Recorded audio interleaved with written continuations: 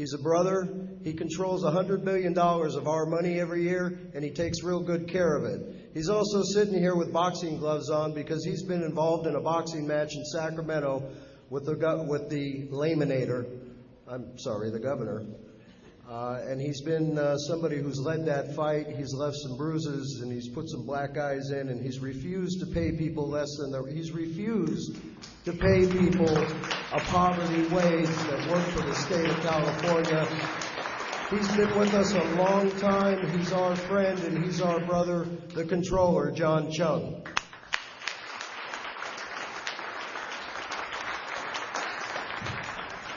Good morning. It's a great pleasure to be with all of you. I want to thank my brother Dan for convening all of us this morning to discuss a critical topic to our future.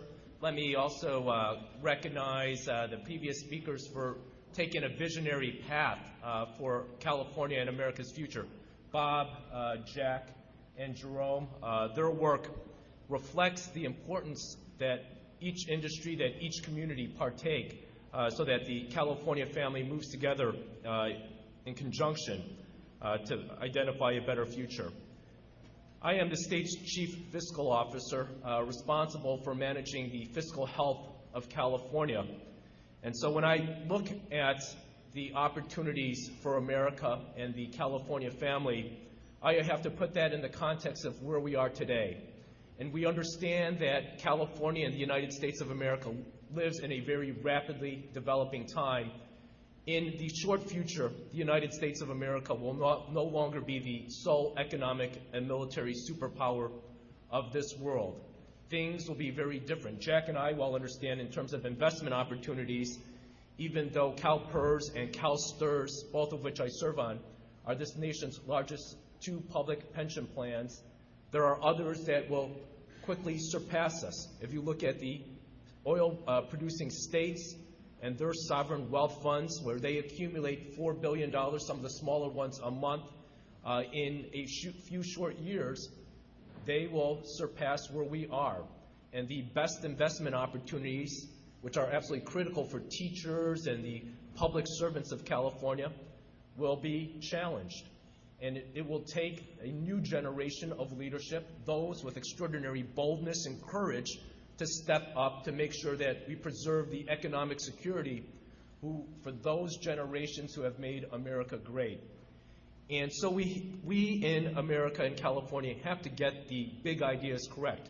That's part of the fundamental thinking of sound investment strategy. You have to get the big ideas correct. And that is just not only investment theory, that is economic and financial theory.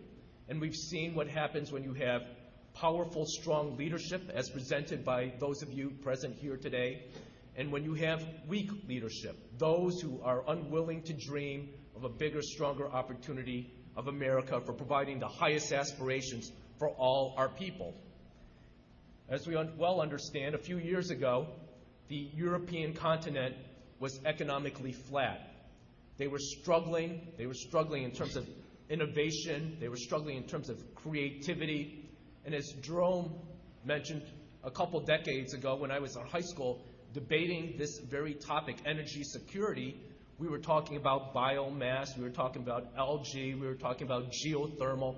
We were having this discussion in the 1970s.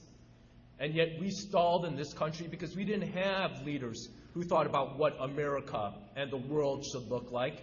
We were worried about self-interest. We were worried about parochial interest. We were worried about special interests and protecting the pocketbook of a few instead of working about the pocketbook of all. Because when you have that narrowness, when you have that short-sightedness, you get into a financial predicament that we have today.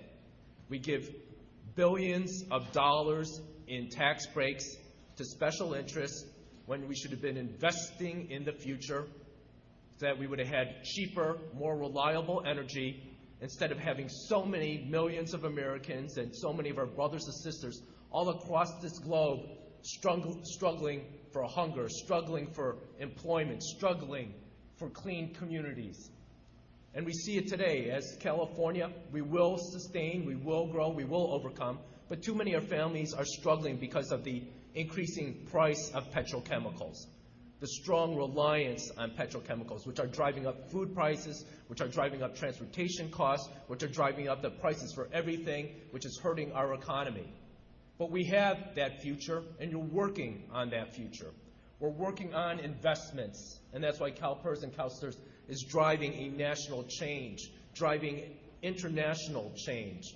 I participated last year in a conference that the Prince of Wales led. Jack went this year on behalf of the state of California to bring the financial community and the global pension funds together so that we get the environmental job equality equation correct for everybody. And frankly, as I pointed out, we understand what's happening with America. Too many of our dollars are moving outside of our borders. We owe too much money for other countries, and it puts us in an economic and military vulnerable position. The fact that Russia is going into Georgia today has long-term consequences, right? The possibility of an escalation of military tensions across this globe. And so many countries will not partake because of the reliance on Russian and petrochemicals and oil. We have destabilization of so many countries across this globe, whether it's Venezuela, whether it's the Middle East, and we cannot put future generations of Americans at risk. So our challenge is, how do we create those jobs that Bob, Jack, Jerome, that all of you are working on, that leads America to our greatest promise, that invests in research and development and the jobs, because frankly, we need the development of math and science here in the United States. Part of the reason this part of this country leads the world is our science investment, our math investment. But China and India each year graduate 300,000 plus scientists a year. They got 1 billion plus in their country. 1 billion, China 1.3 billion, India 1 billion, the United States 300 million. We're graduating 70,000 scientists a year. Now, we produce phenomenal academics. We have extraordinary intellectual capital. But we're creating a huge burden. We're putting up 70,000 U.S. scientists a year against 300,000 scientists every year. And part of this is the great diversity of California and our people and our talents, and why this is a powerful gathering. When you have labor and then you have great leaders like Anthony Rendon from the California League of Conservation Voters, is because there's a theory of how you create that next generation of ideas, the next vision, right? Linguistics call it combinatory theory, where you bring people a diverse background, diverse heritage, diverse expertise, and getting them together, you create the next generation of best ideas. And that's how America has always been strong. And that's why this gathering is symbolic of America and California's greatness. And so I was named after John F. Kennedy, and John had this quote about how to each generation a torch is passed. And generation after generation of America has presented the greatest opportunities to future generations. This is our moment now to make sure future generations, which include our kids and grandkids, are given an America that's stronger, that's healthier, that fulfills its greatest dreams, and that's fulfilling the world challenges of energy, technology, and healthcare. And together, we're going to make sure that we leave America better when we leave this good earth. Thank you very much for your extraordinary work.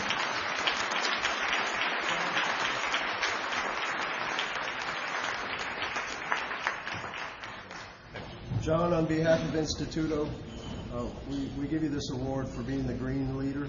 And thank you for all you've done, and thank you for supporting Instituto. And thank you for beating up the government. Please beat him up a little more.